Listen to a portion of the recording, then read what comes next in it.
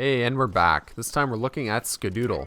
Another retro review. I guess we can call it retro week, maybe? I don't know. Kind of cool doing them back to back. Anyways, this is from the 2018 Boston Major final map, Inferno, on a best of 3. You can see at the top, Cloud9 and FaZe tied 1 map apiece, and I would have liked to see the other maps too, but I kind of had to do it. Had to do the last map of the series here. Skadoodle too. I've never seen his winning shot. He gets the last kill to clinch the series. Spoiler alert, in case you haven't seen this. It's a 3-year-old game, but he gets the last shot on Guardian to win the major, and I've never actually seen it from his perspective. So that's kind of why I wanted to watch this map and from Skadoodle's point of view. Skadoodle now, of course, switched to Valorant, and he's doing pretty good there, although his team just had a huge shuffle. He's not playing with Brax anymore. He's not playing with AZK anymore, so the old I Buy Power crew is mostly split up. Nice wallbang there by Skadoodle. He's still playing with Daze in Valorant, but and Automatic actually, so I guess, you know, an old Cloud9 teammate.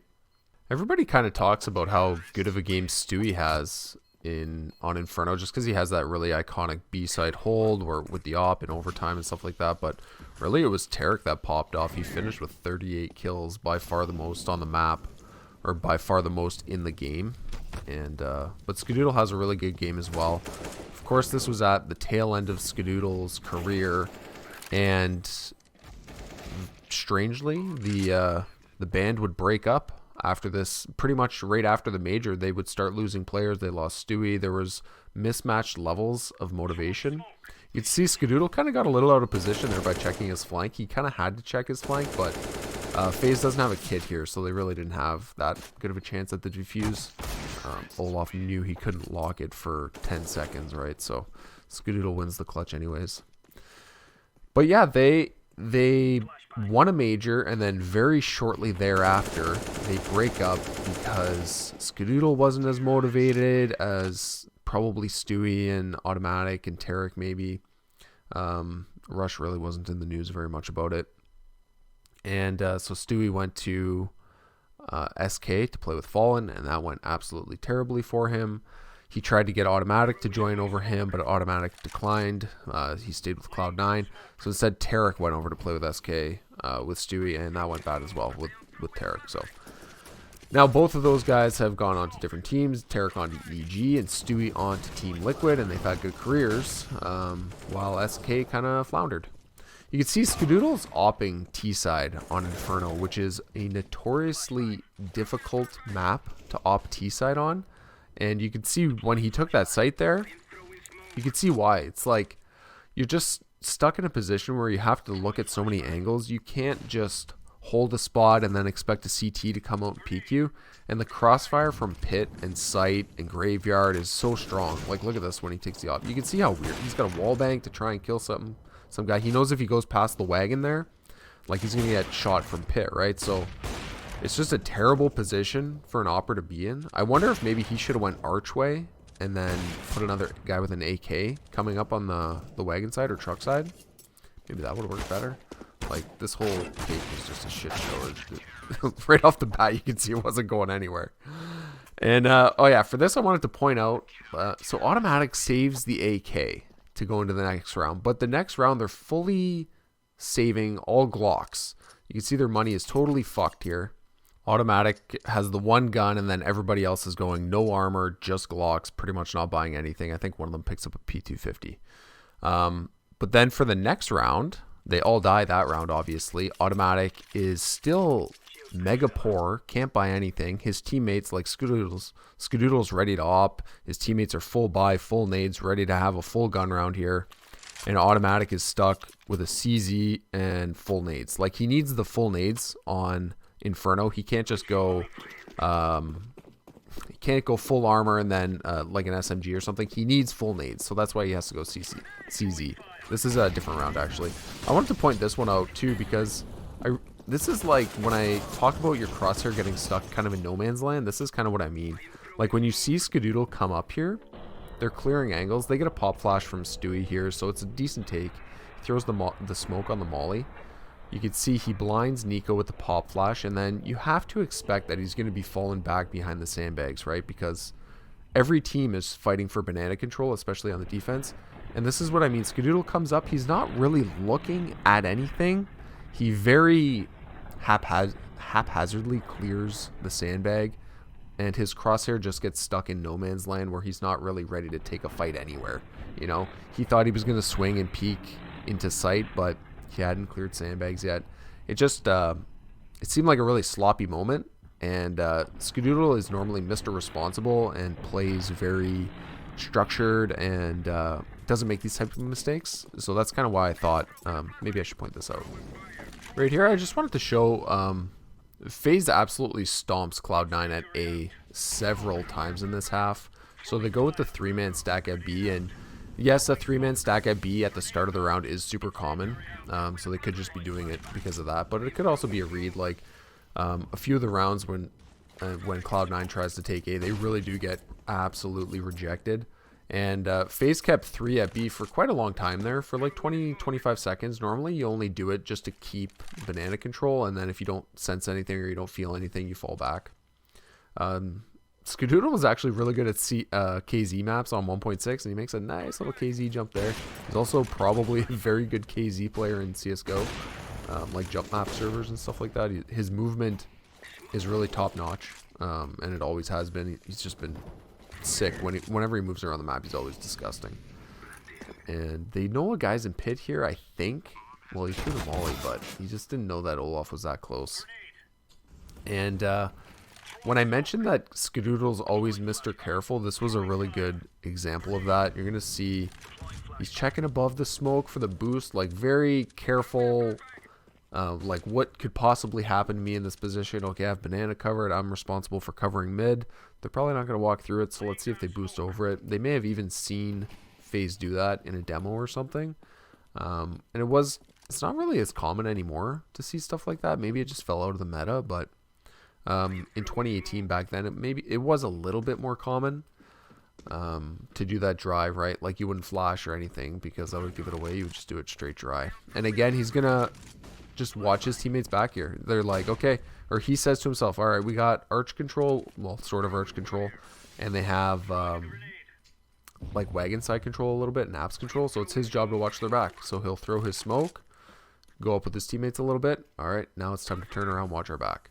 And he does this not just in this game, he always does this. He's Mr. Careful and Mr. Responsible, and he's always like, he's with his team for the side take and stuff, but if they're just sitting there, he's not going to watch the same angle that his teammates are watching, right?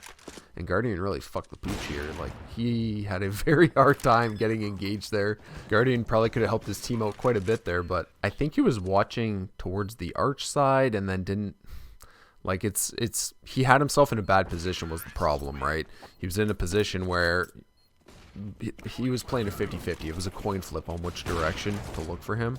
I'll show the take again here because this was a really nice round from Skadoodle. A couple nice quick shots, and then he sees Guardian falling off the box. It's like, alright, I'll take care of that guy in sight too. And not a lot of people know this, but Skadoodle actually dealt with cheating accusations when he came up in CSGO. His first season in ESEA, he played for Hold Most 1, which was like a bunch of Call of Duty players, and him coming from AVA, which is was a pretty small but competitive FPS game. I think it was first person. I don't think it was third person. Yeah, it was an FPS. But he was ridiculously good at CSGO. It was like the mechanics kind of just clicked for him, and he was just dunking on like CS 1.6 players and CS Source players. He was absolutely carrying Hold Most 1 as a team. And when the first lands came up, he did well too. But a lot of it was a lot online to begin with, right? So there was a full season to play online, like 16 games, where he just smoked everybody. Like Hiko, Daze, Sean Gayers, all these Semphis, all these kind of OG guys that came up from 1.6 or CS Source. They were skeptical of Skadoodle because he was not in the CS scene at all before CSGO came out, and they were like, what the fuck is going on? How are we getting smoked by this guy, right? So there were some cheating allegations against Skadoodle, and obviously they all went away once LAN started. And I think if any of those guys would have actually watched him play, they would have like that wouldn't have happened. There's absolutely nothing about how he plays that is suspicious at all. His movement is all really good. His crosshair placement is really good. All his shots are good. He's a very good, accurate opper. And I think it was just one of those things, right, where the pros just didn't want this new guy stepping on their toes. So Skadoodle's going to throw this flash for his team. I don't know if you saw, but Rush is up on the balcony.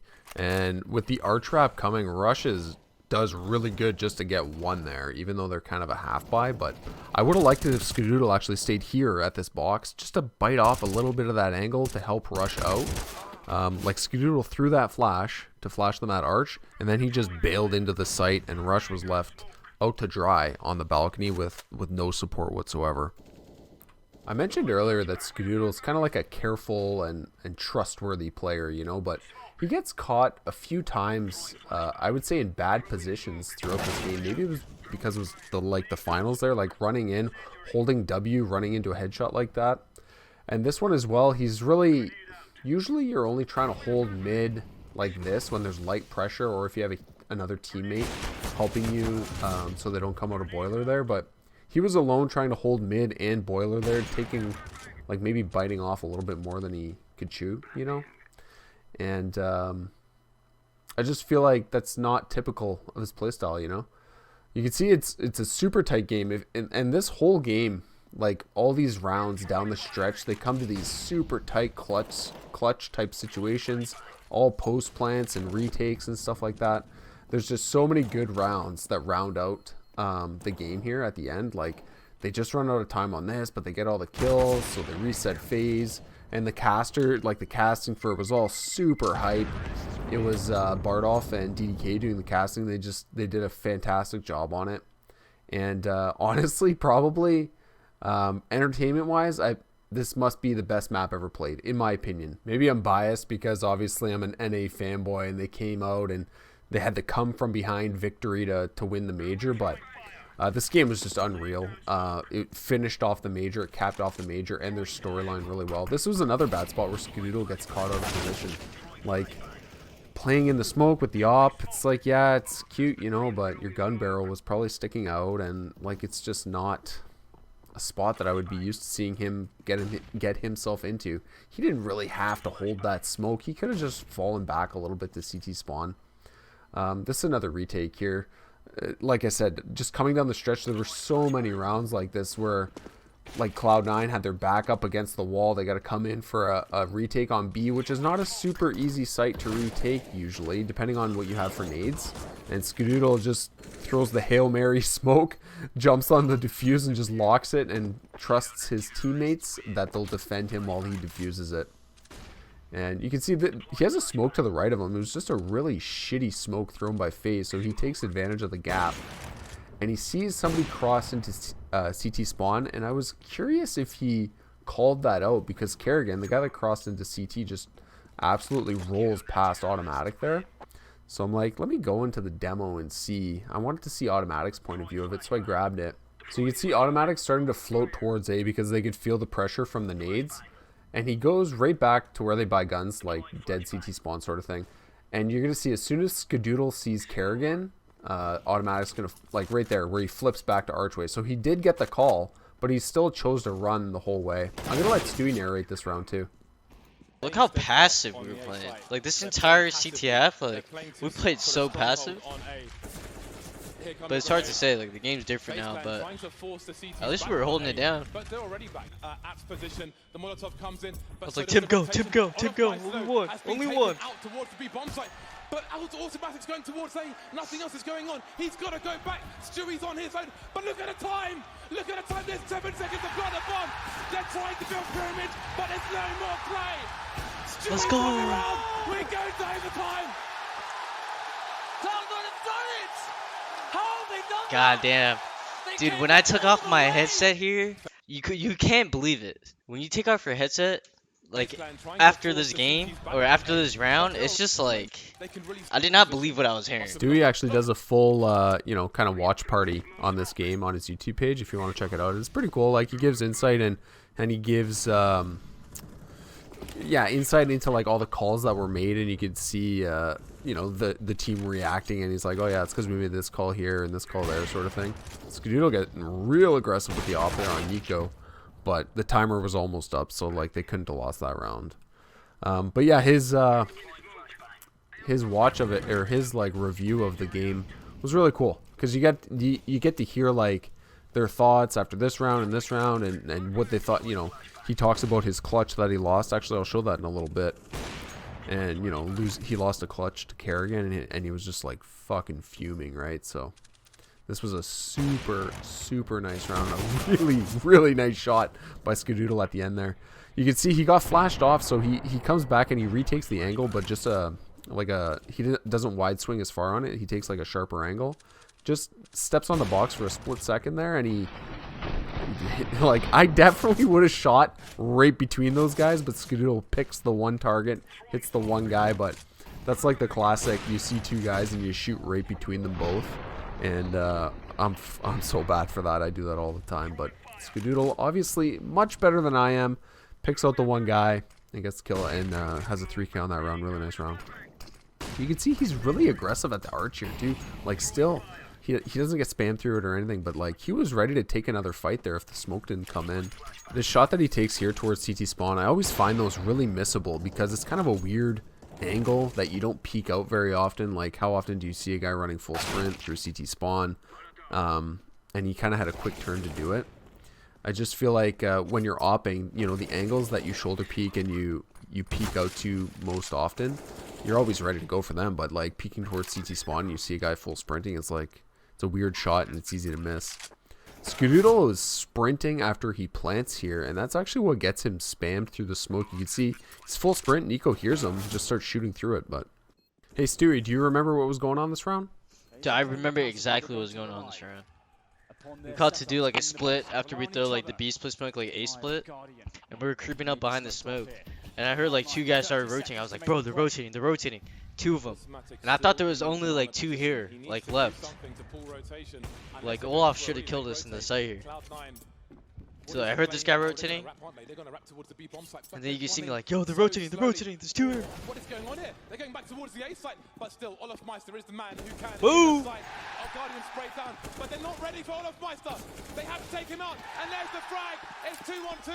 They're on the wrong bomb site. Around the smoke, and he gets a frag. Down to Stewie 2K. Would you have it any other way? Don't even want to watch it. I don't even want to watch it, man. I don't even want to watch this. Never he needed results now. There's one. Stewie, can he do it? Fuck me, dude. That was it. That would have been it. That would have been it. Let's see how competitive he is, even years later watching her, right? Like, those type of moments, they last with you a long fucking time, man. So they go into double OT, and Cloud9 on the T side. It's a 2v3, and they're left in the post plant here. And Skadoodle's going to get the kill here on Guardian, and that really improves their positioning for this round. So they've got a guy in pit already, and then they've got Skadoodle on site. And you can see where FaZe is coming from. They're at a pretty disadvantageous spot, but Kerrigan getting the kill from balcony into pit. A super hard kill to get. I'm sure Rush was shooting at the guy coming up lane there, but anyways, it was a very winnable round that they just lost. And this was Tarek's highlight round that he had, and it was an ace. And I'll replay it on the stream afterwards so you can get the casting. Hold the bomb plant. He knows Guardian's in construction, trying to back off, trying to reposition. Sees him, tags him, but doesn't frag him. Holding the angle once again, but does he go high, does he go low? It is a dance, and now they concede multiple angles. Tarek going, takes Olaf Meister down. Guardian on 11 HP. Rain peaks, and he gets the angle now. Superior angle. Is there a defuse for the CT side? They're not on it just yet. They're spamming the grenades. They're touching the bomb. And now goes Rain. And now the bomb is trying to defuse it again, but no! Guardian gets taken down. Absolutely unreal round from Cloud9. And the score is tied. Tarek is a god. Automatic was essentially his cameraman in that position, waiting for the moment to actually trade, but Tarek didn't even need the assist. Check out the comms here from Tarek to Automatic, telling him how to play it. I got it! Telling him not to peek, so he's going to take out the op. They just wanted to play the 1v1s, and that's exactly what they did, and Tarek won them all, so worked out for him. Getting towards the end of the game here, and Cloud9 really showing the resilience here. Skadoodle stuck in a pretty bad spot on A site, and Nico sees him, and Skadoodle's like, fuck me, I'll throw the smoke out. And Nico's coming around to spam, and that's when Skadoodle jumps up. Boom, later, bomb down. These closing rounds were so hype on the cast. They were so good. And just watching this live was just unbelievable. And I know, you know, Team Liquid had their run after this and everything, but NA didn't really do shit before C9 won this major. Like, they won very few tournaments, never even, like, they got to the finals in a couple majors. It was simple there and stuff, but anyways, this was a really special game, that's for sure. And here we go, last round of the game. Skadoodle, very, very patient, and that's ultimately what got Guardian out of position here. Skadoodle's going to spot him with the shoulder peek right there. Boom, easy kill. If Skadoodle, like, that was a very losable 1v2 as well. Like, if Skadoodle would have tried to peek from CT a little bit earlier, but he let the patience play in his favor, and he knew Rush was making footsteps the whole way, right? So Guardian has to respect that and look towards Banana. And Skadoodle used that to his advantage to just take a quick shoulder peek and take the shot. His shoulder peek was actually pretty wide too. Like, if Guardian would have been peeking towards him, he definitely could have killed Skadoodle there. But it worked out, and they won the major, and nothing can take that away from them now. Anyways, I hope you guys enjoyed this video. If you did, leave a thumbs up, subscribe, all that good stuff. If you want to support the channel a little bit more, check out my Patreon. Until next time, I'll see you later. Peace.